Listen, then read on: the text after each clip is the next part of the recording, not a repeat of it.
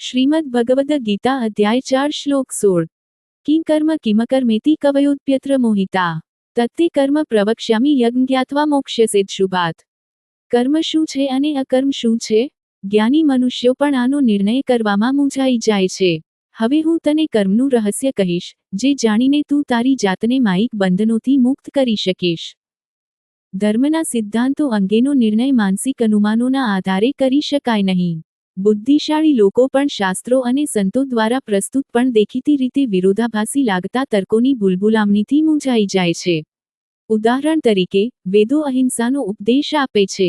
તદનુસાર, મહાભારતમાં અર્જુન કર્મના આ જ સિદ્ધાંતનું અનુસરણ કરવા ઈચ્છે છે અને હિંસાથી દૂર રહેવા માંગે છે, પણ શ્રીકૃષ્ણ કહે છે કે અહીં તેનું કર્તવ્ય હિંસામાં પ્રવૃત્ત થવાનું છે। જો સંજોગો પ્રમાણે ઉત્તરદાયિત્વ પરિવર્તન પામતું રહે તો કોઈ વિશિષ્ટ પરિસ્થિતિમાં વ્યક્તિનું કર્તવ્ય સુનિશ્ચિત કરવું એ જટિલ વિષય છે। યમરાજ, મૃત્યુના દેવે કહ્યું છે, ધર્મ તું સાક્ષાત ભગવત પ્રણીત ન વૈ વિદુરુષયો નાપી દેવા। શું ઉચિત કર્મ છે અને શું અનુચિત કર્મ છે, તેનો નિર્ણય કરવો એ મહાન ઋષિઓ અને સ્વર્ગીય દેવતાઓ માટે પણ કઠિન છે। ધર્મનું સર્જન સ્વયં ભગવાન દ્વારા થયું છે અને એકમાત્ર તેઓ જ તેના સાચા જ્ઞાતા છે।